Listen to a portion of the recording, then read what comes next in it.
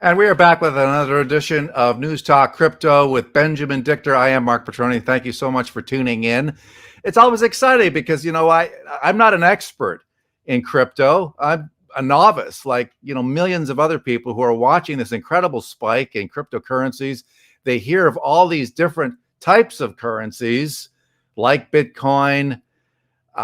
They come like Doggy Coin. They have all sorts of funny names.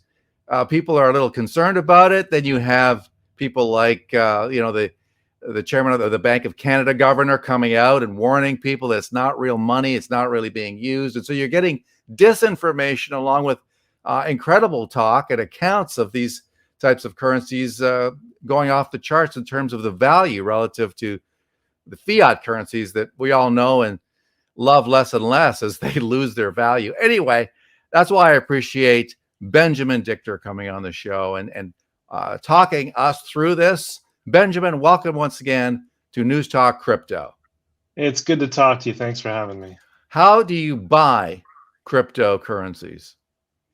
Well, the short answer is with money, and the long answer is not much longer than that.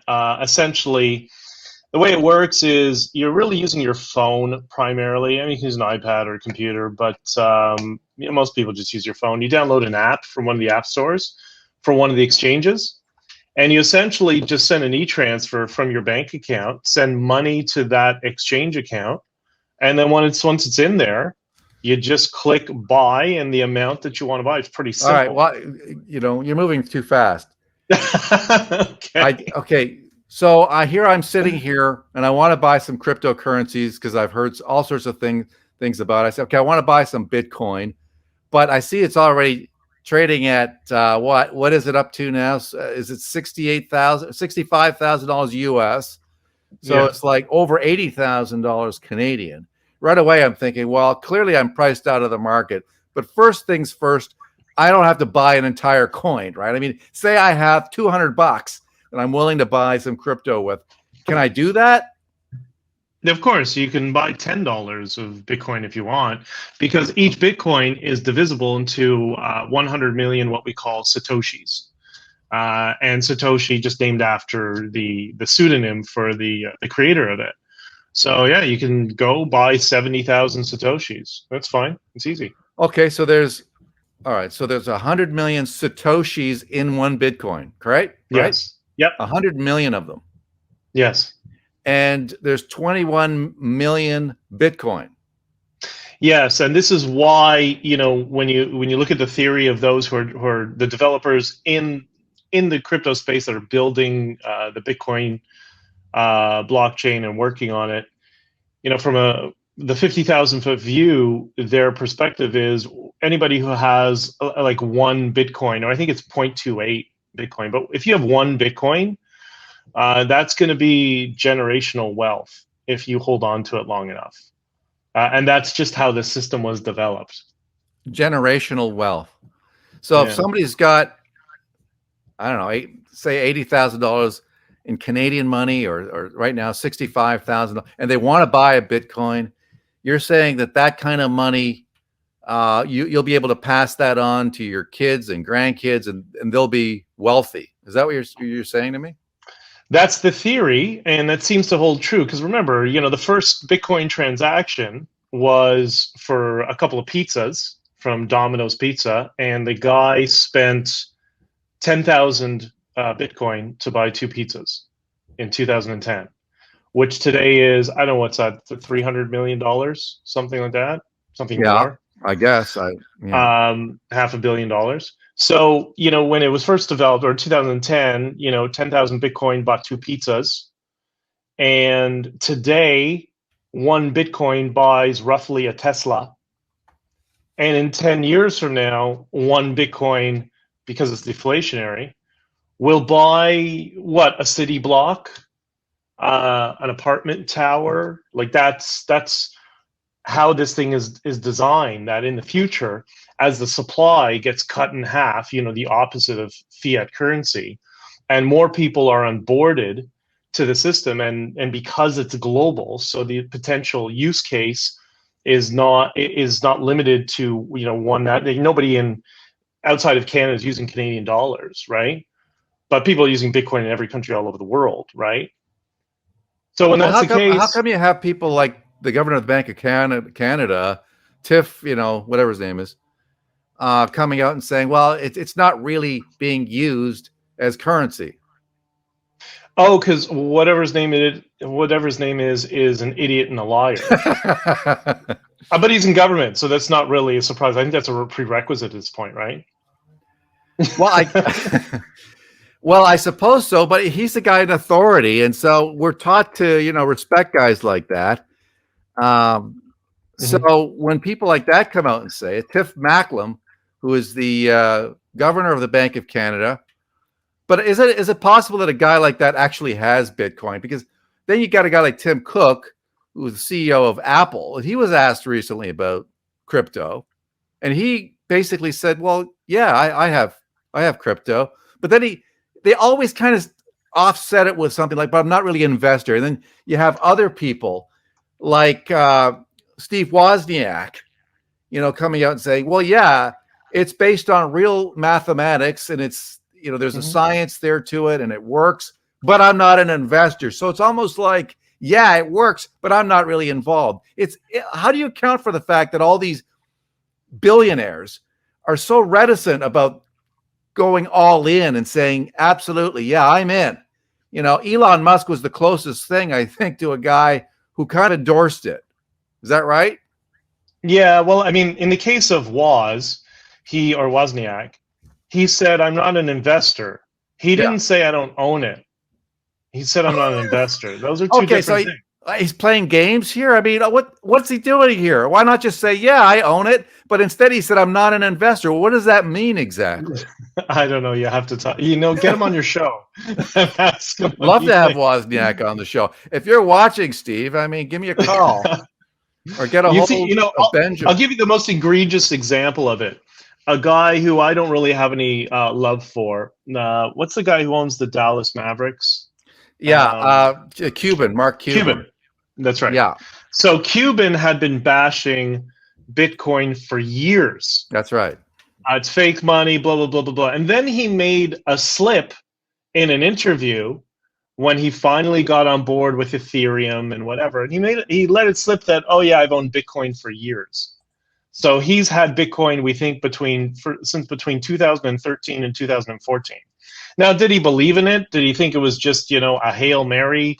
Let's buy a little bit, see what it's like. I don't know. Who knows what his motivation, what he was actually thinking. But as he was touring the world, warning people, don't buy this funny money. It's a Ponzi scheme. He also owned some of it. Yeah, it's weird. It kind of speaks to the idea that these people, they just don't want to admit that they're involved in it or that they own it, or it's always this kind of weird relationship. And I don't know what's going on, why they're doing it, but it's just constant, where you've got these billionaires who are clearly owners of Bitcoin, but they're kind of have this weird relationship with it. Like they don't want to admit it, or it's almost like some kind of sexual perversion that they don't want to talk about. Well, look at it this way. Like, my little bit of sympathies for them is, when I was involved in politics, when I ran, for the Conservatives as a candidate, you think I was going to tell any of those people that, I was into Bitcoin? I mean, back then, you think there's a stigma now. Back then, right away, they dismiss you. Oh, you're crazy. This is a Ponzi scheme, whatever. Like, that's how people treated it because it was effectively smeared. The difference is people are now realizing, wait, the media, shocking, has been lying to us. Wow. And that this actually does achieve everything that it's supposed to achieve. There's limitations to everything, but the whole idea that it's a scam, people are now realizing that, well, no, this is not the case. The only person is a holdout. The biggest holdout is Peter Schiff, who, he would do so much for his reputation if he just admitted, you know what, I didn't buy it at $1. It was a bad investment move. I could have made my investors in my company at Euro Pacific Capital a lot of money, and it was a mistake. That's it. but I'm more conservative, and I thought it was too much of a risk. But he just doesn't have the ability to do that. He's just got to double down on it. It's crazy. I guess he's got, yeah, well, I mean, he owns a ton of gold from what I understand, and all his investors are into gold. But here's Mark Cuban arguing that Bitcoin is better than gold, telling Peter Schiff, gold is dead, move on. But you know what? Gold is actually up a little bit in the last little while. I don't know if you've noticed, gold is actually up. 50 cents? $1? How much? I mean, again, I'm not. It's up about 4%, I think, in the last little while. Yeah, no, I'm not trying to be disparaging of gold. Like I think gold is, for a certain generation, it's a way to protect value. And God forbid we go into a dystopian nightmare, and the entire world's electrical grid, and computer grid and internet is just shut off. I mean, we're going to have bigger problems than that. I'm not sure people are going to be looking for little chips of gold either at that point. I think that's kind of a massive extinction event at this point. But okay. Look, you're not a fan of gold. You don't like gold right now. You wouldn't put money into it. No, it's not that. It's just there's so much opportunity right now. Like everybody's got to have a diversity portfolio of a whole bunch of things, right? Yeah. So gold is fine. It's a way to protect your money, unless the government just decides, hey, we can't afford all this Corona stuff, so it's now illegal to own gold, and you better forfeit it. But no government would ever do that. So. All right, well, let's talk about. Getting back to the original question. I want to dabble in Bitcoin, but I don't want to jump in entirely because I'm concerned. I'm going to get my money taken away from me. Whatever. How do you feel about the ETFs, the exchange traded funds? Now with crypto, you can get them. I don't know the degree to which they're available in Canada. Maybe it depends on which provider you deal with. Who's your broker, or who's the brokerage company you deal with. Do you have any thoughts about these? Again, I think that's more for people with RSPs and 401ks. If you can afford to buy the asset, buy the asset. Don't buy the derivative. You buy the derivative if it's in an account that's has restrictions like an RSP or 401k has. Yeah, then you use it. That's what it's designed for. That's what these ETFs are for.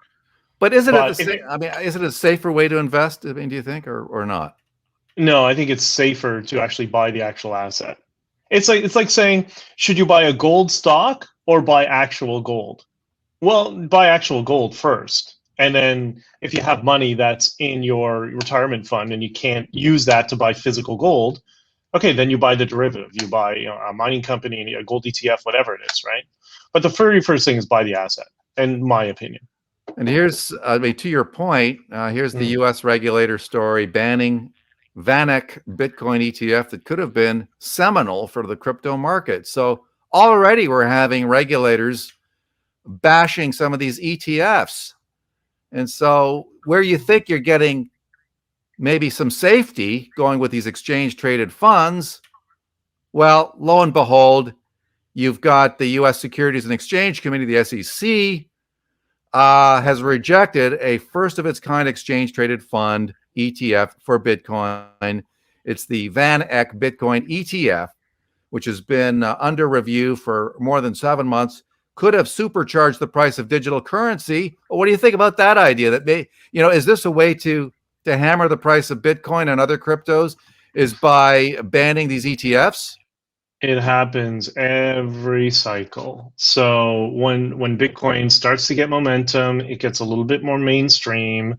Then some three-letter organization or some bank or some bigwig in the financial sector targets either Bitcoin, its derivatives, the market some way, calls it a scam and whatever. And listen, it's not totally without base. I have to be honest here. So what's happening with VanEck is there's suspicion from the SEC around Tether stablecoin. Okay, Tether stablecoin is a coin that's supposed to be pegged to the US dollar and backed by treasuries. But the company that created Tether has playing a little bit of funny games. They're supposed to be audited so they can prove that the reserves for their stable coin is backed, And well, they came out with a report, I don't know, 2 months ago or 3 months ago, showing that, well, it's not all backed with US dollars. That's a small percentage, but we're also backing it up with a basket of fiat currencies, oh, and Bitcoin and some other cryptocurrencies. So there's a little bit of funny games, but Tether has been that way since its inception, and a lot of people have been warning about Tether, which is funny because I used to watch CNBC 4 years ago, and the hacks on CNBC would say, oh, don't buy Bitcoin, it's too risky, buy Tether as a good investment. And I remember pulling my hair out saying, it's a stable coin. That's not an investment. It's the opposite. So it goes back to my original theory. Whatever CNBC tells you, do the opposite. Always. 100% the opposite. Well, even Mad Money? Even Kramer? You're not buying? Oh, yeah. You're Kramer. Yeah, whatever you do, don't sell Lehman Brothers. It's completely stable. Bear Stearns is fine. Yeah, exactly. Man, he actually got quite upset with me on Twitter a couple of months ago. But yeah, he responded. I don't know. I took a jab at him just for fun, and boy, does he have thin skin! He responded, and it was so funny. Wow. Well, at least he got his attention. Yeah. I mean, I like his passion and everything, but I don't know. Is he a crypto supporter? Is Kramer? He is now. Yeah. Oh, he's in now. Yeah, that's when I made fun of him, and I said, you know, if you want to learn something about Bitcoin, I gave him a couple of people. They might be able to teach you because, you know, he's the expert, but he really had no idea what he's talking about, which is frequently the case, right? Well, he's an entertainer. Okay, I get it. Well, okay, so there are no mutual funds that are crypto based, right? It's just ETFs, which is a little different. But I'm just wondering, because you get Mark, yeah, buy Bitcoin. Forget all this stuff. Forget all the noise. Just buy Bitcoin. I need to throw this out at you because there are people, for instance, who don't buy individual stocks. They're not going to buy, I don't know, Tesla, but they might buy, or they don't want to buy Apple, or they want to buy Amazon, but they'll buy a tech fund. Okay, so I'm just we're talking about safety conscious people. Okay, people who are saying, look, okay, so maybe crypto is the future. But rather than trying to pick one out of all of them, yeah, Bitcoin obviously has the edge. But for all I know, maybe it's, has gone as high as it's going to go. So I'm looking at all these other ones, the doggy coins of the world and these other, Bitcoin Cash and all these. So, maybe if you get an ETF, you get a mix of different coins, and maybe there's safety in buying a bunch of them. No? No. So just no. The first thing is we discussed a couple of episodes ago. It's not a stock. Very important. People keep going down this path and coming back to, they treat it just like a stock. It's not a stock. It's nothing like a stock. And the reason, when people say, they're going to put money into, they want to put ETFs as opposed to a mutual fund as opposed to a stock. Yeah, because you can't go to, I don't know, Starbucks and spend a stock, right? It's a currency. I mean, it's a digital asset, so it's more than just a currency. It has more properties that are usable. But you can't do anything with a stock except for just hold it. But with Bitcoin, yes, you can borrow against it, but you can actually spend it. If Justin Trudeau's Bolsheviks come over the hill and decide, hey, it's time to put you in shackles because you're not what you said you said something mean on Twitter. Yeah. Well, if you can get a jump on him, you have if your wallets are on you, or if you have it in a hot wallet on your phone, then yeah, you can go to Florida man DeSantis land and take your phone with you and your Bitcoin, and then you're safe and you're good to go. So again, it's not. So if I lose my money, if I lose my phone, I lose my money. What happens there? Oh, well, just remember your seed phrase. The seed phrase. Okay, so now there's something else I got to figure out. Okay, God. It's Techno Hour with Mark Petroni. Seed phrase? What? I mean, okay, so it's like a password. It's a multi-word password is what a seed phrase is. And you can lose all your wallets, lose your phone, lose everything, whatever. If you have your seed phrase either written down or memorized, Yeah. Then you can get another phone, download another wallet, enter your seed phrase. Like there's many ways to access it, because ultimately your money is not in your phone. The app on your phone just basically displays Mhm. what is the balance All right. under Well, your account. if I have some Bitcoin, let's just say, in one of these Yeah. wallets, and Uh-huh. I need actual cash because the people that I'm dealing with say, I don't want crypto. I want greenbacks. You know, Yeah. I want Benjamins. I don't need this crypto stuff. How can I get it back into regular money, or do I? How does that work? Yeah, remember I mentioned in the beginning, to buy Bitcoin, you would download an app from an exchange Yeah. that you would send an e-transfer of whatever dollars it is, and you would buy Bitcoin. Well, then it becomes the inverse. You send your Bitcoin back to your exchange wallet, convert it into US dollars, and then send it to your bank account. It's a pretty simple process. And it just depends what country you're Okay, so in. I got a wallet and I can convert Bitcoin or whatever crypto I've got into dollars and then send those dollars back to the bank. But I can't send crypto to the bank because the bank says, "Well, what's this? I don't know. I don't understand. This doesn't compute, right?" So it's not like the bank will recognize crypto. Yeah, this is why it's so significant that in many jurisdictions are already talking about banks custodian Bitcoin. And this is the first jurisdiction that this was done was El Salvador. So in El Salvador, you wouldn't have this onboarding and offboarding problem, because if you had a bank account, if you're one of the 30% that actually had that is banked, your bank is now holding Bitcoin as well, and you can convert in and out.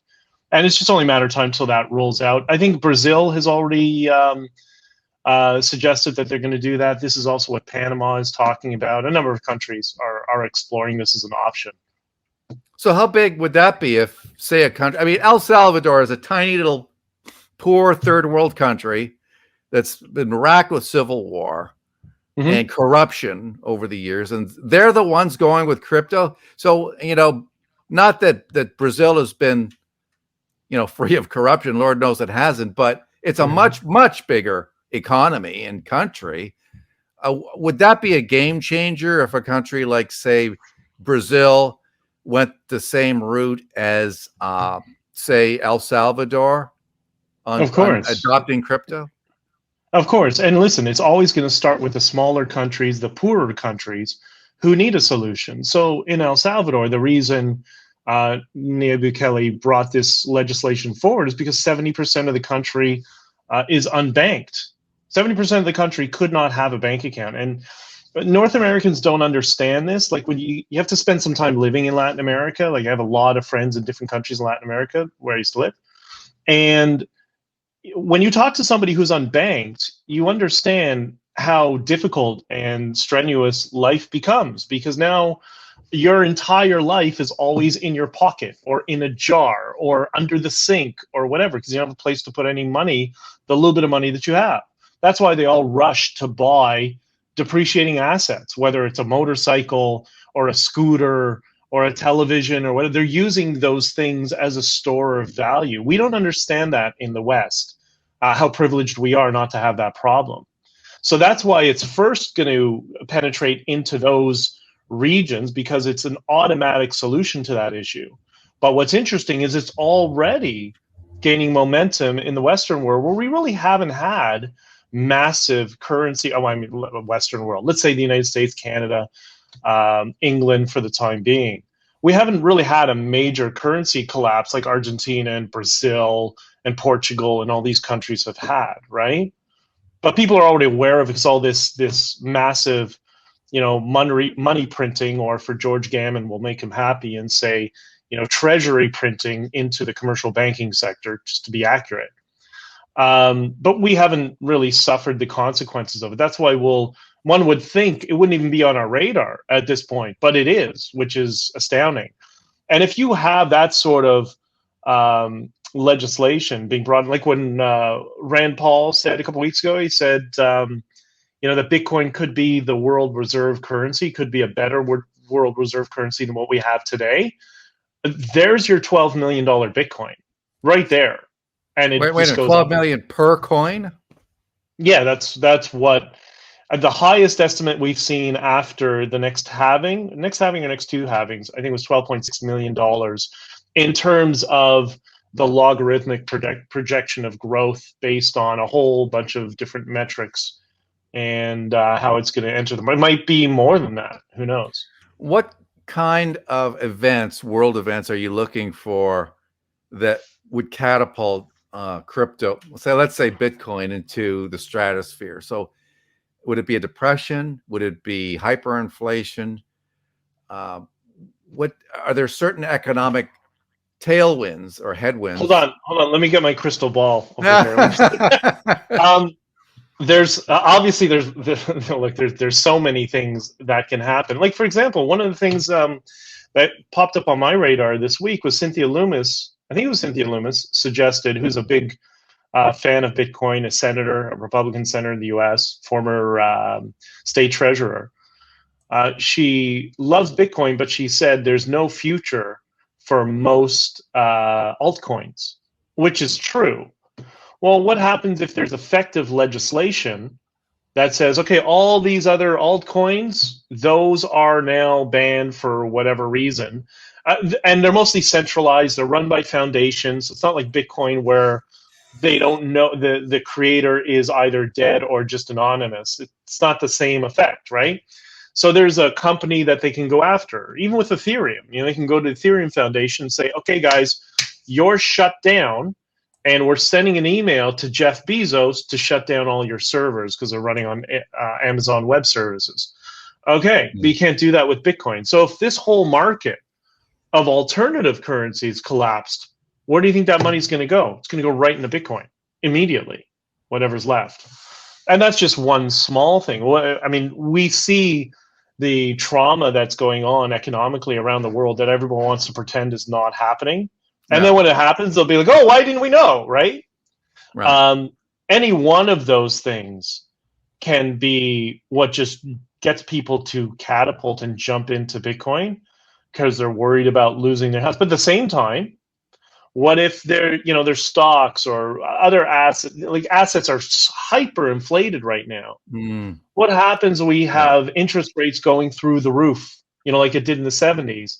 And people who've made a lot of money in Bitcoin say, I got to cash out. I want to hold it for the long term, but I got to get out of here. Well, the price is going to collapse.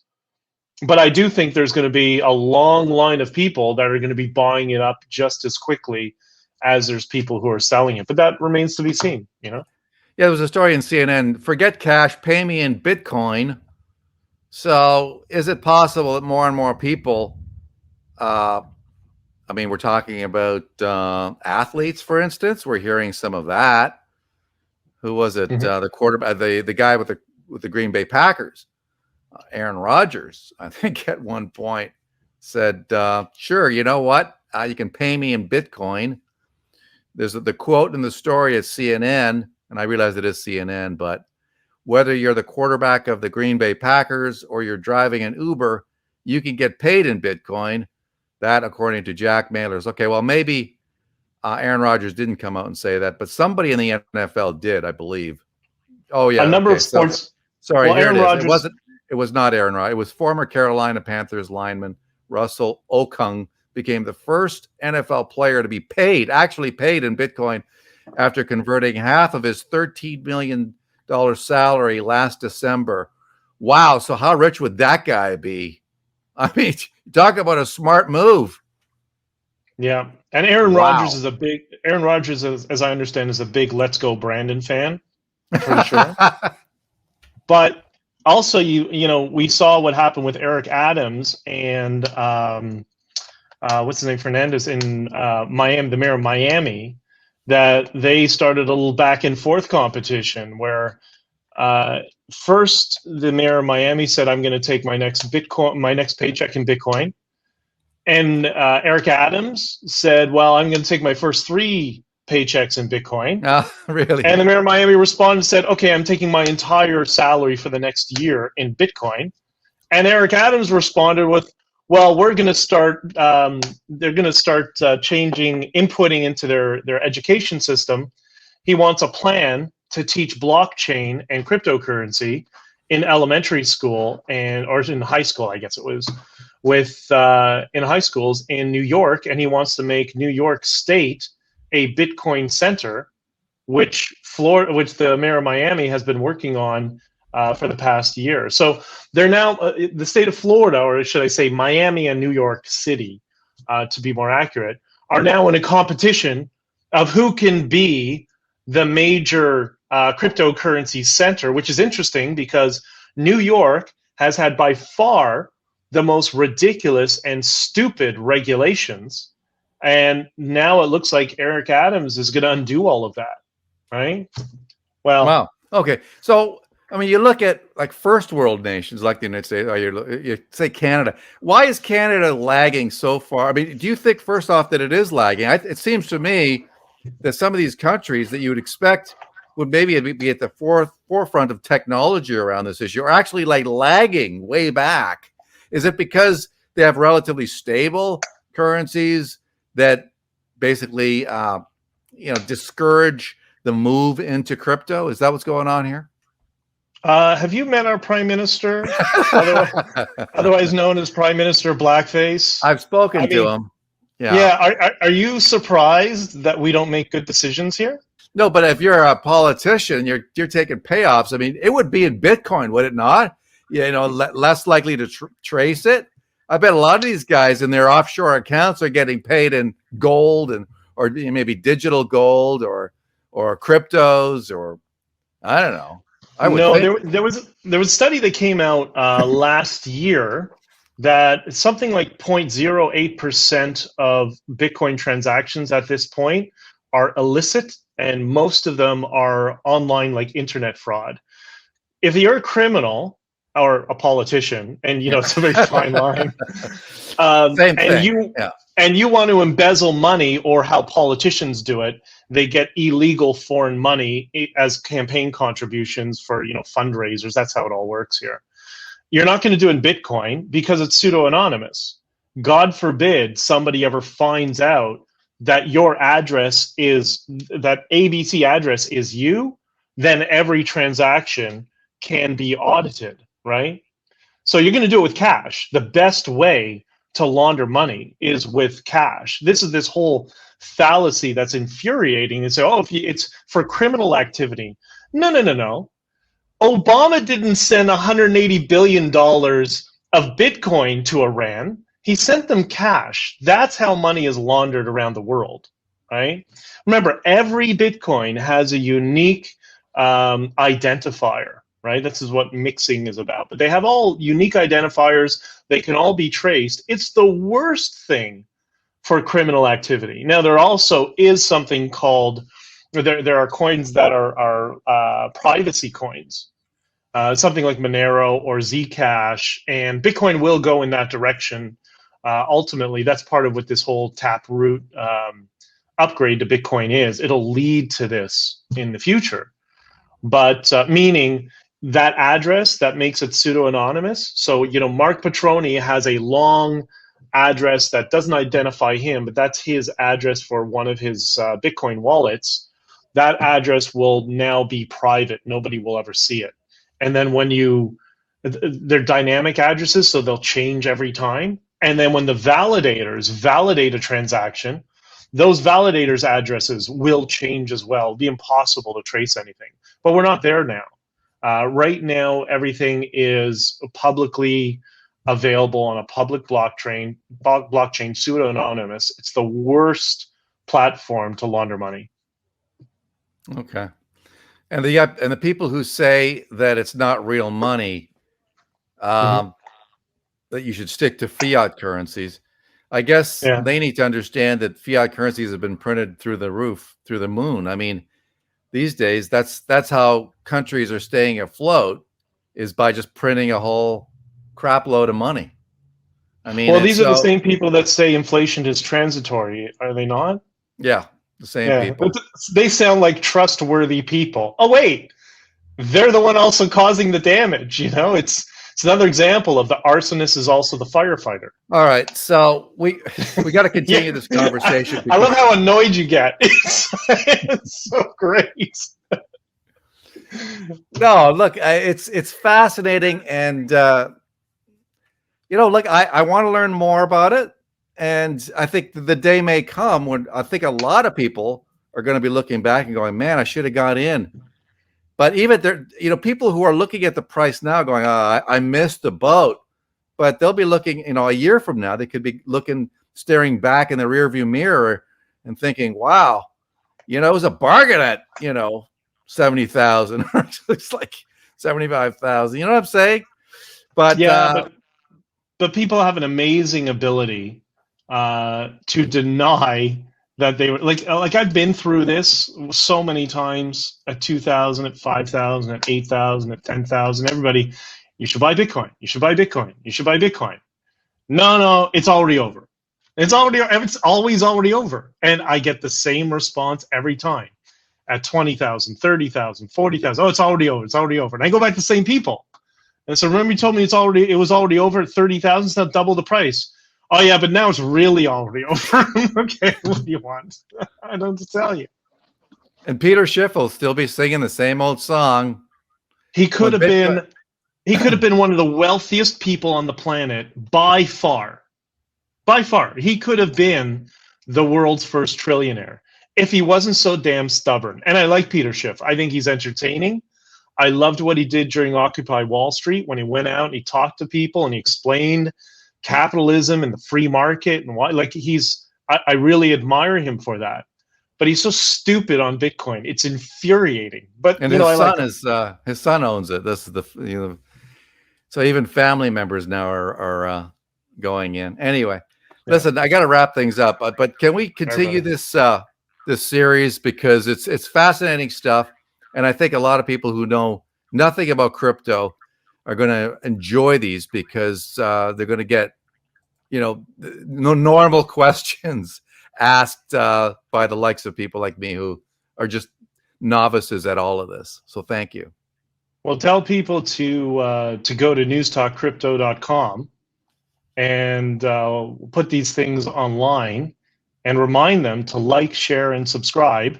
And then send us some nasty comments how we don't know what we're doing. Peter Schiff, get ready.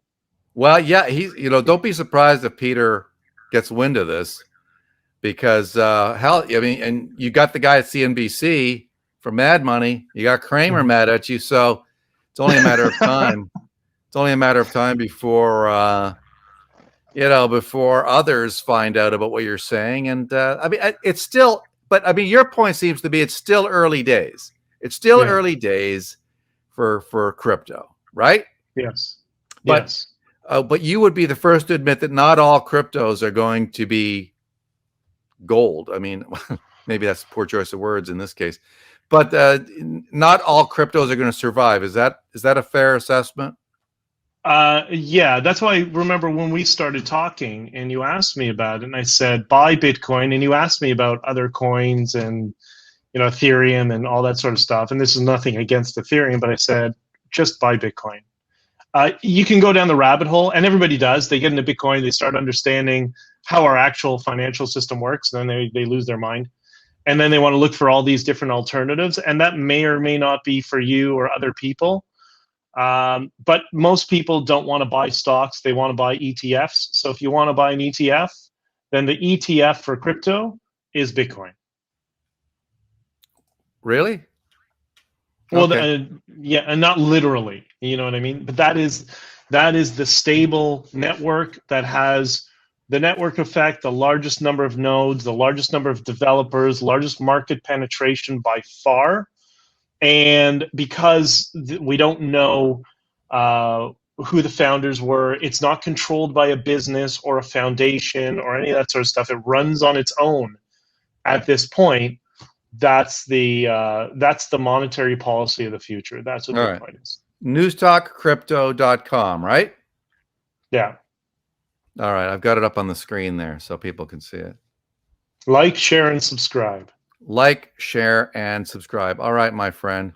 Hey, listen, thank you so much. You know what? It's an absolute blast talking to you about this. Thank you, man. All right, brother. We'll talk to you. All right. Benjamin Dichter, NewsTalkCrypto.com. Like, share, subscribe. Got to wrap things up. Let's do this again real soon, my friend. Bye-bye for now.